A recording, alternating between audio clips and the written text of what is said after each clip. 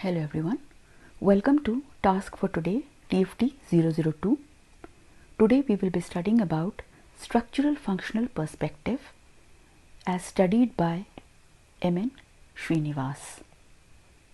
If we look at our syllabus, we will find that in paper 2, in section A, under subtopic 1b, we have this portion that we are going to study today. A brief intro to the thinker. He was a student of G.S. Ghurye in Bombay University. He was responsible for building up the departments of sociology in Baroda and Delhi University. He was a creative researcher because he believed in field work, and he also used anthropological studies in sociology.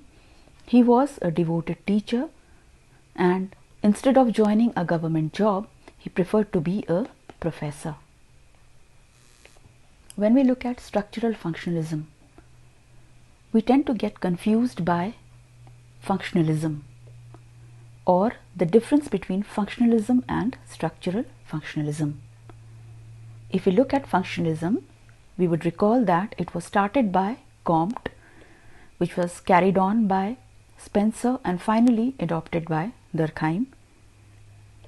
By functionalism, we refer to a functional unity of society. We talk about different social institutions and the different functions that they perform in order to ensure stability or order in society. This is like a body, a human body, where different organs perform different functions and ensure the smooth functioning or running of the body. But there were few drawbacks of this perspective. We have listed two of them. The first one was that it failed to provide an adequate explanation for social change. It focused too much on social stability.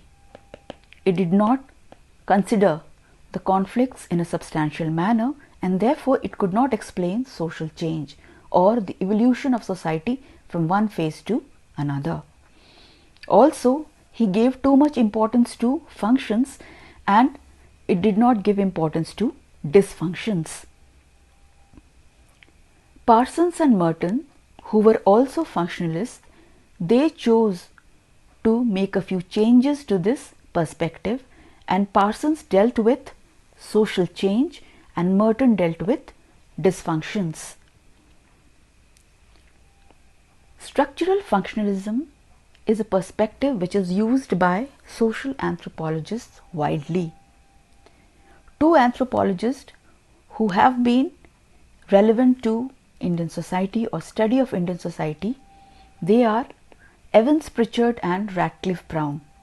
Radcliffe Brown was a mentor of M.N. Srinivas at Oxford University. Thus, M.N. Srinivas was heavily influenced by the perspective of Radcliffe Brown.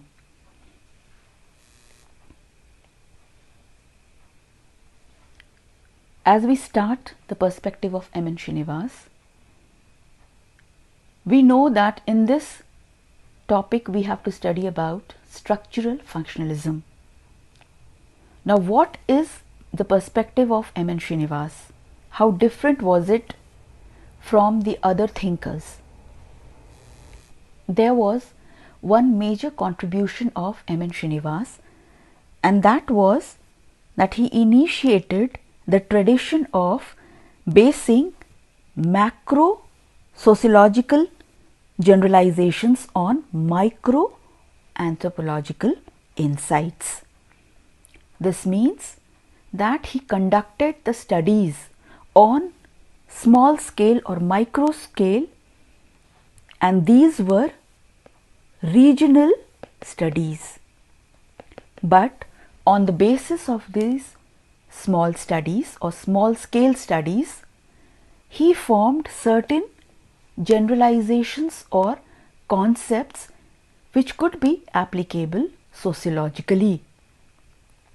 So, he connected social anthropology with sociology. So, in social anthropology, the studies were micro or of small scale communities, but in sociology, he gave a macro form or macro perspective to these studies so that they could be applied on a larger scale. What studies did he conduct? He conducted mainly two studies. These were in the Coorgs of South India and Rampura, which was a Mysore village. In Coorgs, he studied about religion and society, and he also studied about the caste in the village or caste system in the village. When he studied about religion, he came up with three concepts. He started with the concept of Brahminization, and then he generalized it to other castes also, and he gave it the name Sanskritization. He also studied about the impact of British rule, and he coined this term Westernization. While studying the caste system, he studied and observed that all the castes were interdependent and their occupations were fixed, and together they formed a functional unity, or they helped in maintaining the social order of the village. When he was studying Rampura, the Mysore village, he found that there were some castes which were dominant. Traditionally, they were given some position in the hierarchy, but because of other factors also, they gained dominance or importance. These generalizations that he formed, they were inductive and empirical. Inductive approach means we observe first and then we come with a concept. And this is what M.N. Srinivas did. He observed these villages, the Coorgs and Rampura village, and then he came up with these concepts. By empirical means, we can verify these studies on ground. So, if we are asked about the methodology of M.N. Srinivas, we can say that he believed in direct observation or field study. It is also known as field experience. He studied mainly two villages. One were the people of the Coorgs of South India, and second Rampura village in Mysore. He mainly focused on caste and religion. He came up with certain concepts. These were dominant caste, Sanskritization, Westernization and secularization. Thus, in structural functionalism, he was not only concerned with the structure, but he also tackled the concept of social change. And he did not construct any grand theories, but he studied only small regions. Now we will begin the concepts which were studied by or given by M.N. Srinivas. These concepts are to be studied from the book Doshi and Jain, and the chapter is Key Concepts. How do we define a dominant caste, or how did M.N. Srinivas define dominant caste? He said that a caste is dominant when it wields economic and political power, or it possesses economic and political power, and it occupies a high position in hierarchy. We are talking about village hierarchy or the hierarchy of caste system in a particular village.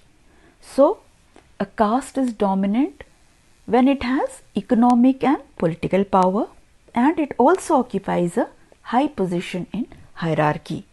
This was the first definition which was given by M.N. Srinivas. There was an ideal type which was given by all the sociologists or other thinkers who also studied this concept, and these include 3 characteristics which were given by M.N. Srinivas. The first one was economic and political power. Now, why would a caste possess economic and political power?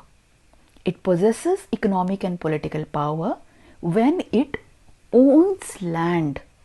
This land ownership gives that particular caste economic power as well as political power. Now, how does this happen? This happens when the land produce or agricultural produce, it increases, and when it is sold in the market, it gives certain income to the landowners. And because their land is huge, they can apply modern techniques of agriculture. They can also go for modern means of irrigation or fertilizers or crop rotation. They can apply any innovation of agriculture in their land, because of which their income goes on increasing, and they employ landless and marginal farmers in their huge lands. They do not work themselves, so they also give jobs to these farmers. This adds on to their power because they are now known as employers. The landowners, they are also more open to higher education. Sometimes they may also have administrative jobs, and they also play a major role in the Panchayati Raj. The second feature which defines a dominant caste is high rank in caste hierarchy. Traditionally, the Brahmins and Rajputs, they were known to be quite influential because they owned huge strands of land.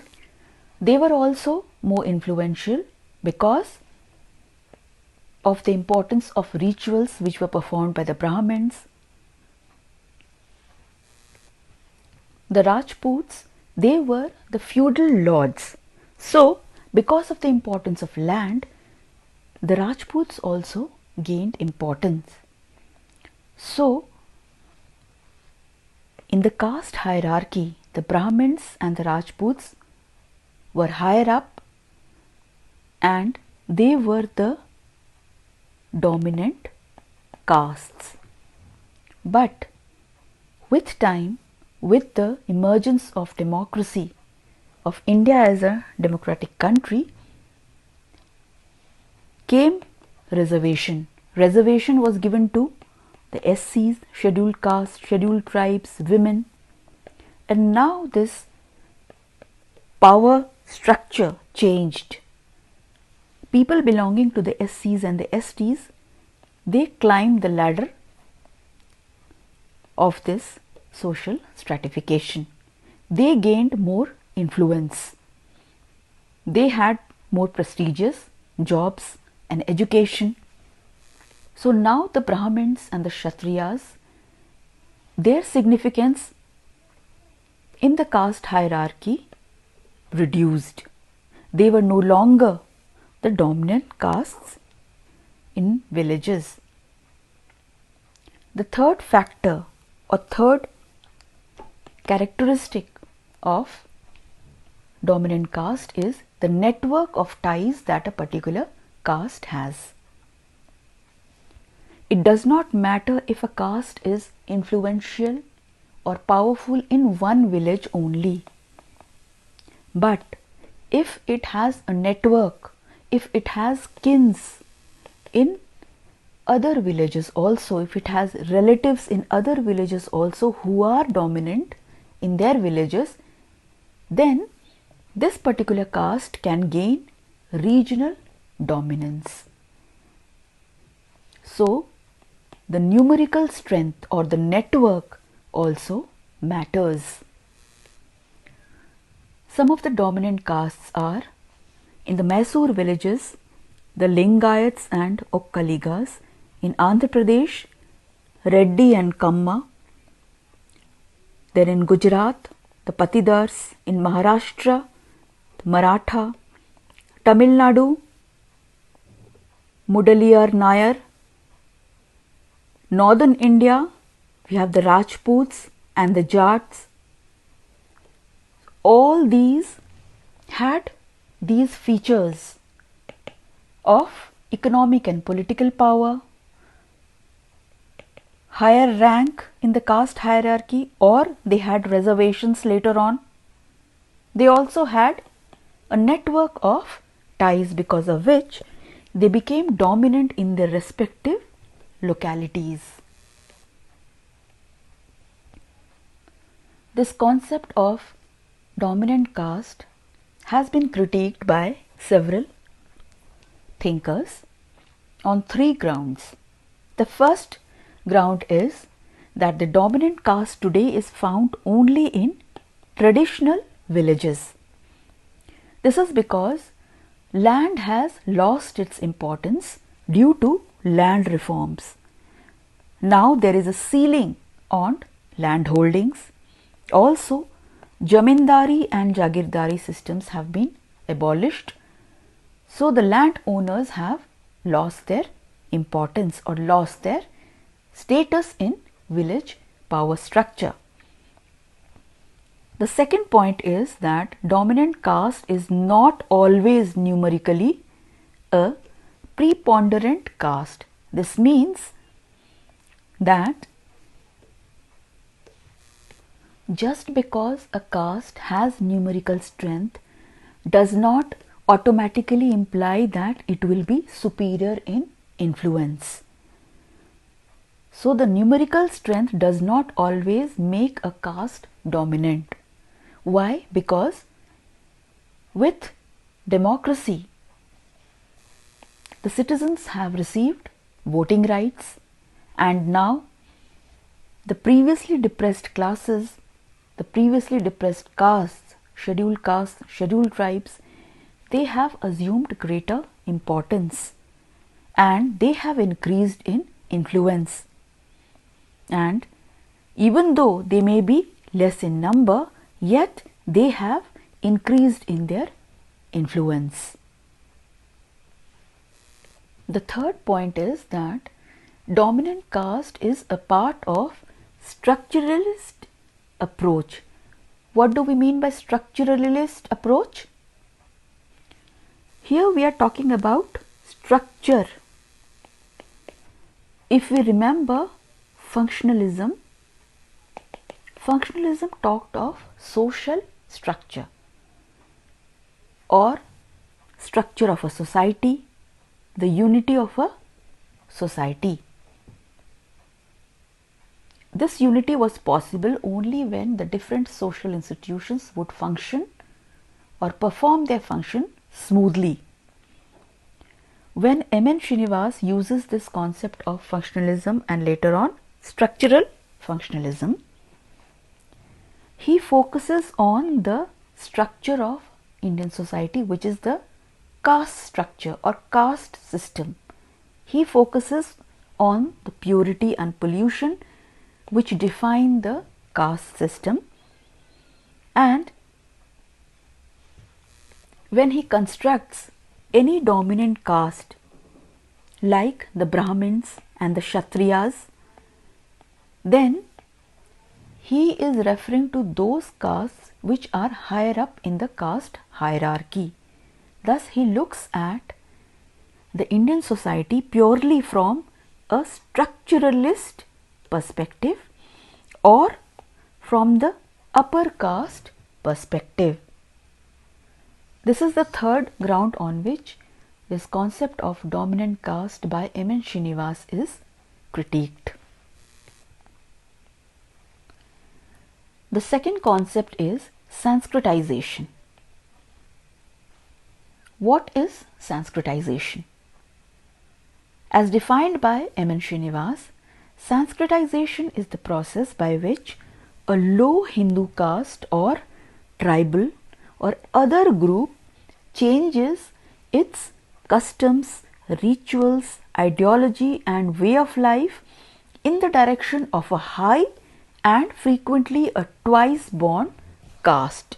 So, a low caste or tribal changes its customs, traditions, ideologies, and it moves up in the direction of a high caste, and these high caste mainly are the twice born castes. When M.N. Srinivas was studying the Coorgs of South India, initially he came with the concept of Brahminization. He was concerned with the lower castes who imitated the culture, the tradition, the practices of the Brahmins, and then they tried to move up in the social stratification system of caste. But later on, other thinkers refuted him and they said that Brahmins were not the only castes who were being imitated, but in some areas even the Rajputs were the reference groups for imitation. So M.N. Srinivas then gave a general term which was Sanskritization to define this social mobility or upward mobility. Why Sanskritization has been given, or why Sanskritization has been used to define this process of social change? It is because there is a change in the culture from the lower caste to the higher caste. There is a certain change in culture, and according to M.N. Srinivas, this culture was defined by Sanskritic elements. These Sanskritic features or elements were found in the Hindu philosophy or Hinduism. According to M.N. Srinivas, the lower castes, they gave up certain impure habits like meat eating, consumption of liquor, or animal sacrifice that they performed for their deities. They gave up these impure practices and they embraced the practices of the higher castes in the matters of dressing, food habits and rituals and customs. These higher castes were castes belonging to the twice born. Who were the twice born? The Brahmins, the Kshatriyas and the Vaishyas. The lower castes included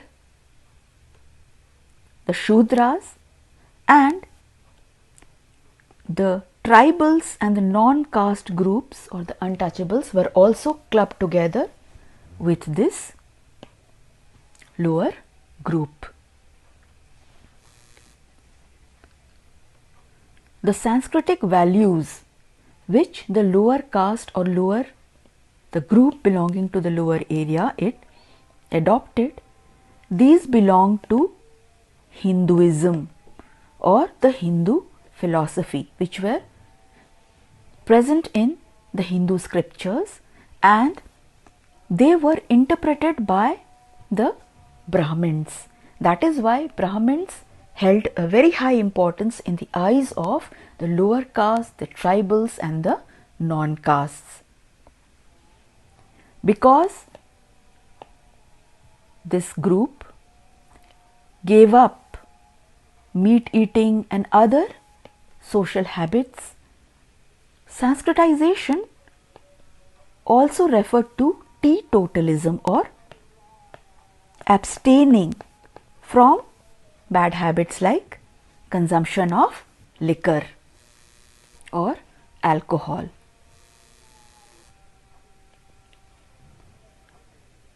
So there are 5 characteristics of Sanskritization. What are these characteristics? First one is, it is a cultural paradigm.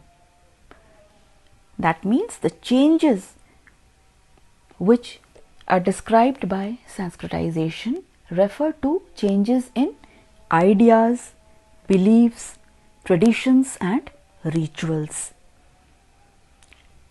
The higher castes are the twice born castes, which are the Brahmins, Kshatriyas and the Vaishyas. The model of change is dependent on the locality. So every village has a certain model of these twice born castes. For example, in village 1, the practices of Brahmins, Kshatriyas and Vaishyas could be different or slightly different than that in village 2 and in village 3. So the Sanskritic model will also vary from village to village or locality to locality. The tribals or non-caste groups, they wanted to go through Sanskritization because they wanted to attain the status of a caste, because it was more prestigious, it was more influential, it carried a lot of dignity. Some of the tribals or non-caste groups which underwent Sanskritization were the Bhils, the Gonds, the Orants and the Pahadis. If any caste or lower caste or tribe or non-caste group, if it had wealth and power, still it was not welcome in the group of the higher caste. It could not intermingle or mix freely with the higher caste members. So simply possessing wealth and power did not enhance the status of a caste. In order to mix freely with the higher castes, they also had to adopt the Sanskritic values and beliefs of the higher castes, and it took generally 3 generations for the lower castes or tribes or non-caste groups to become a part of the higher castes. Teetotalism was a major feature of Sanskritization. Some of them gave up meat eating, became vegetarian. They gave up drinking and other social evils also. Sanskritization has also been critiqued by many thinkers. There are many critiques or there are many points for this critique. You do not have to remember all these points, but since all these points are mentioned in this book, Doshi and Jain, I have included all these points. Even if you remember 4 points, it is alright. The first point is regarding religion. Religion is sui generis for Srinivas. What does it mean? It means that in the context of Indian society, religion was unique and it was its own kind. He gave a certain definition of this religion and he said that religion was caste or caste was religion. He said this because, according to M.N. Srinivas, in the Hindu philosophy, it is the Brahma who created the four varnas out of the different parts of his body. So, religion was intricately related with the varna or the caste system. They were one and the same thing, or they were two sides of a coin. And this was the uniqueness according to Srinivas. There was no other definition of this religion. So, according to Srinivas, Sanskritization was a social change in the area of caste or caste system, and this could take place by changing the culture of that particular caste. So, he was mainly interested in, or he focused on, the culture and the Sanskritic values associated with the higher castes. He did not consider that social change could take place on economic grounds or political grounds. According to Srinivas, Sanskritization was a cultural change. He did not consider economic and political parameters of change. So, his view of social change with the help of Sanskritization was a narrow view. The second point was that M.N. Srinivas considered hierarchy as supreme. Being a structural functionalism practitioner, he looked at society only from a social stratification perspective, and that too from the perspective of caste system or the angle of purity and pollution. For him, social change was hierarchical. It could only take place from the lower caste or lower tribes to a higher caste. He did not consider any other parameter of change. But according to other thinkers, in contemporary India, democracy has become a new value. So, instead of Sanskritic values, democratic values have become more important, and hierarchical change or hierarchical transformation is not significant anymore, or it does not define social change in a modern democratic Indian society. The third critique was that he bypassed social tensions and contradictions. By this we mean that he did not consider the plural nature of Indian society. According to thinkers, India is a plural society, and under the constitution there is no discrimination on the basis of caste. M.N. Srinivas gave the concept of rural and urban castes, but other thinkers were of the view that we cannot separate or discriminate people on the basis of their pattern of living. Whether someone is living in a rural area or urban area does not make someone inferior or superior, or they cannot be placed on a hierarchy. Third point is on plural society. Coming to the fourth point, in the book it is mentioned that Sanskritization may lead to inter-class hostility.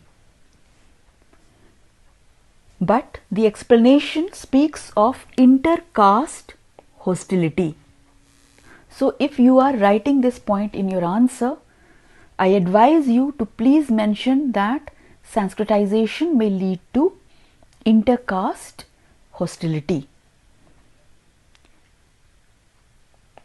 Why? Because the lower castes, they felt humiliated and frustrated because they could not have those privileges which belong to the higher castes, and there was a tension between the higher and the lower caste. There was antagonism, and Sanskritization manifested these hidden or latent antagonisms.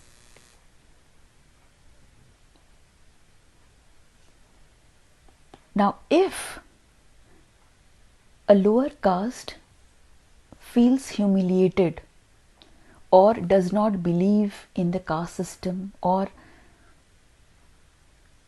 is disillusioned because of the caste system, why would they then undergo Sanskritization?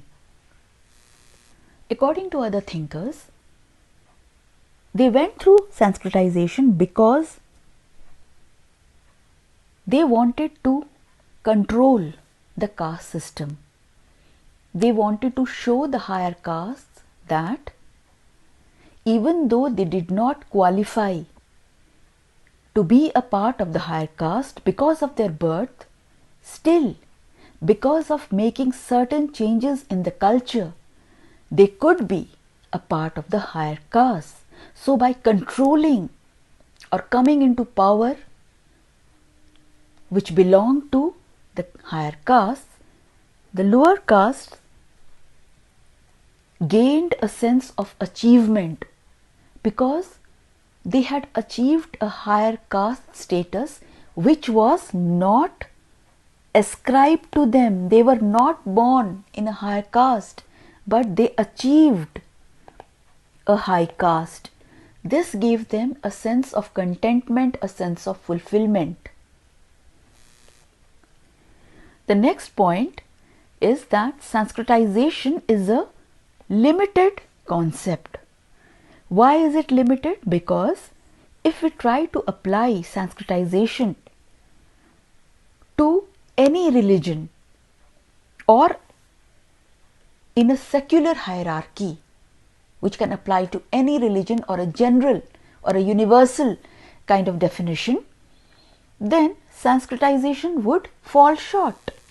It was a too specific term or concept to describe social change. It could only be applied to a Hindu caste system. It could not be applied to any other form of stratification. Therefore, it was a limited concept.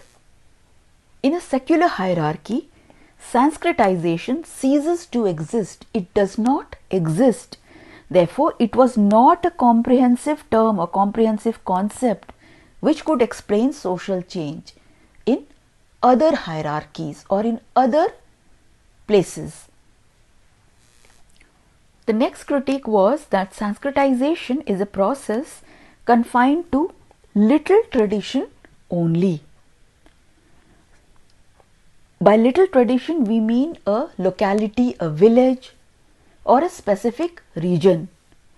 Because the Sanskritization models or Sanskritic models, they differed from one village to another, like V1, V2, V3. Therefore,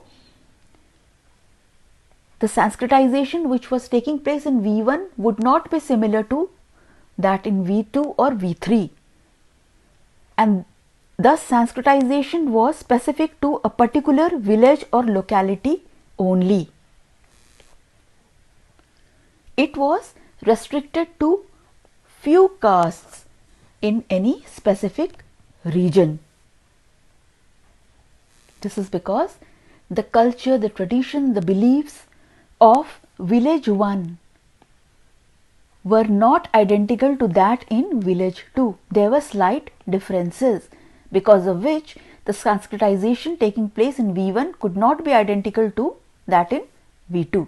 Therefore, Sanskritization was varying or differing from one place to another and from one region to another. The next point is that Sanskritization sometimes is a protest against the normative structure. What is this normative structure? The norms are the Sanskritic norms and values. So, when people underwent Sanskritization, they were protesting against the Sanskritic values. How? Because the caste system was a reflection of the theory of a philosophy of karma. Any occupation which was practiced by a particular caste was according to their karma, and when a person belonging to a lower caste became a part of the higher caste, they were rejecting the occupations which were allotted to that particular caste. So, a person who initially practiced weaving or any other menial job like sweeping, they could now become a teacher.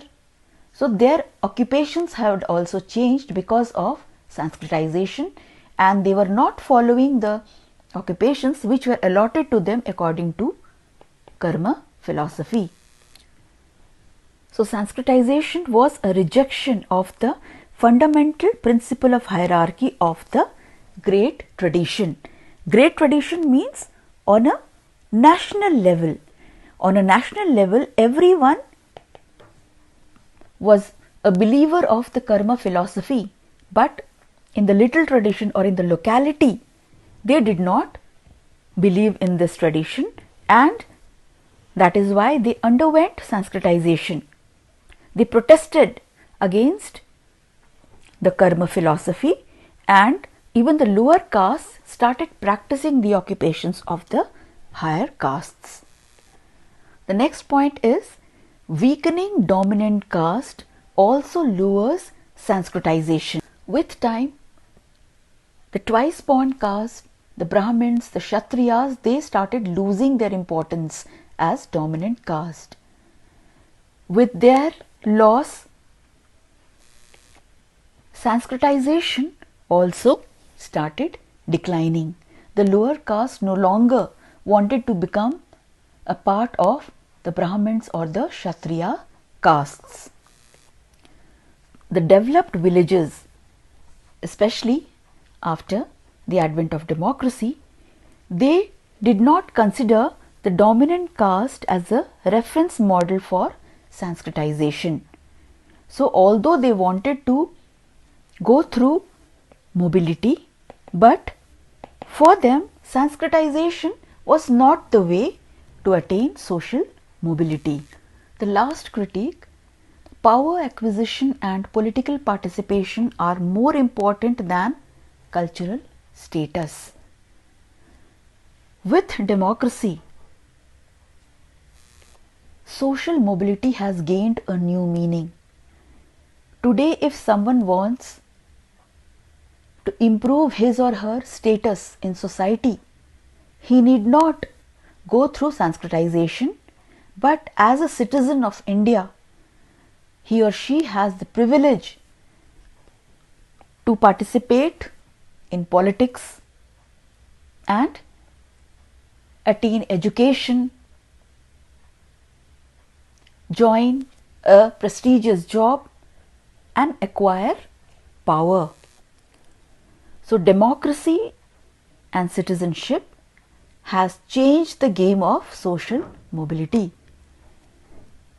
A person can acquire a place in the opportunity and power structures through other means also. Thus, M.N. Srinivas's concept of Sanskritization does not accurately describe the social mobility taking place in modern India. The last concept is Westernization. What is the definition of Westernization? According to M.N. Srinivas, Westernization is the change brought about in Indian society and culture as a result of 150 years of British rule. What changes are we referring to here? This term subsumes or includes many changes occurring at different levels. These changes are in the areas of technology, institutions, ideology and values. So, according to M.N. Srinivas, because of the British rule, society in India changed, people changed, and there was an advent or acceptance of technology in various areas. The institutions of India changed, people's ideology changed, their values changed, and this was because of the British rule. So, M.N. Srinivas used this term Westernization to define the social and cultural mobility in the traditional social structure of India. He gave mainly 5 features or traits of Westernization. First one was humanitarianism, second equalitarianism, third secularization, fourth initiation of social reforms, and finally predominance of science and technology. These were the main features of Westernization. The first term, humanitarianism, what does it mean? It means an active concern for the welfare of all human beings, irrespective of caste, economic position, religion, age and sex. This came because of the British, because of the Western education. We were also influenced by Europe, by the ideals which were preached there. The second term is equalitarianism. It is a democratic value, and because India became a democratic country, we also started practicing equalitarianism. In the constitution, we made sure that there were provisions for equality and removal of poverty and liberty to all. This also came because of the West, liberty, fraternity, equality. The third was secularization. So now the state or the government would have respect for all religions of society, and it would not favor any one religion, and this also meant a decline in the ethics associated with religion. Religion did not control the society as a moral force. In place, scientific ethics came into picture. So this was meant by secularization. The third point is also related to the fourth point. How? Because when a religion starts losing its significance, then some of the older practices of religion which we used to embrace without any questions previously, we start questioning those very practices. And this is what happened in India also. When people understood that there could be other measures there could be the other standards of ethics, then their eyes were opened and they were more aware about social evils. And this was reflected in the social reforms in India. Social evils like sati, untouchability, they were condemned, and widow remarriage was encouraged. Even the parda system was discouraged. Therefore, secularization also encouraged social reforms. Thus, Westernization had a strong effect in the minds of people. People became more aware and more open-minded. Finally, there were developments in science and technology because of British. Railways was brought in India along with steam engines.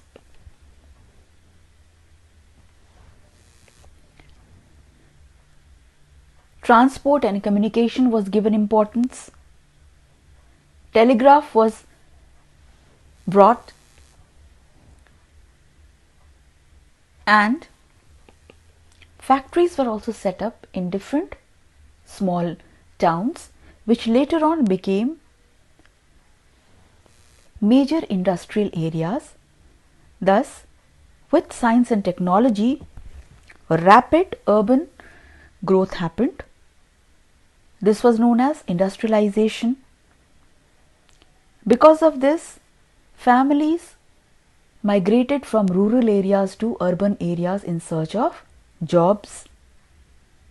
And science and technology also introduced new values in society like scientific temper. So, Indian society underwent a social change from tradition to modernity, and this process could be explained by the term Westernization according to M.N. Srinivas. But this term Westernization has not been accepted by Indian sociologists. Yogendra Singh said that in place of Westernization, modernization appears to be a better term. Why? Because whenever we speak of Westernization, we always consider the West as a benchmark, as a standard of comparison, as a standard of comparing our growth. This reflects a colonial domination, and thus it is more value loaded. This value is because of the colonial heritage. But if we speak of India as a modern country, it need not compare itself with any country, whether it is the West or any other country. India can have its own definition of modernization or modernity, and it can call itself a modern nation without relying on any comparison or any standard. Therefore, Westernization would not be an apt term to describe the social change that India went. Instead, modernization would be a better term. There are few points which stress why modernization is an apt term to describe this social change. Firstly, it describes the urbanization that we underwent, the exposure to media, press, and also the economic participation in the world. We also climbed up the ladder of social stratification, and there was progress in the people of India. They embraced social mobility. We also embraced or incorporated rationality in various social institutions, in our education system. Thus, this term modernization was more achievement oriented than heritage, which was colonial in nature.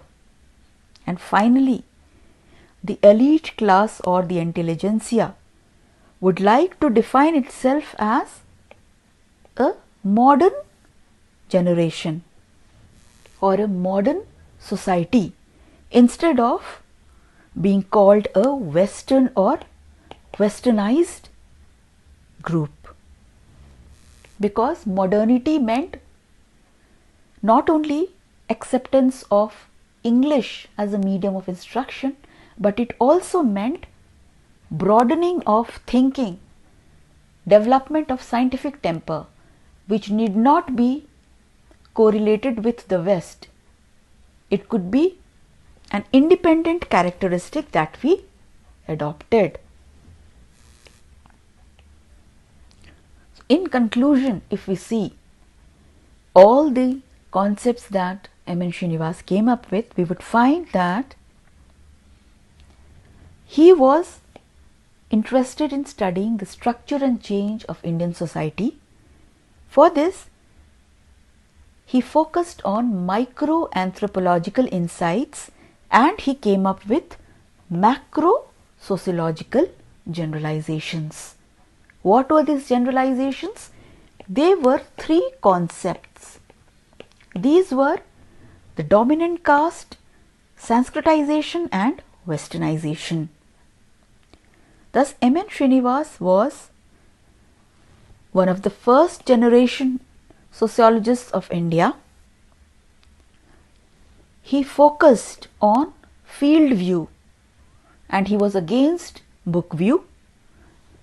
Thus, he adopted this field view in order to study the native culture or native nature of Indian society, which was found in Indian villages.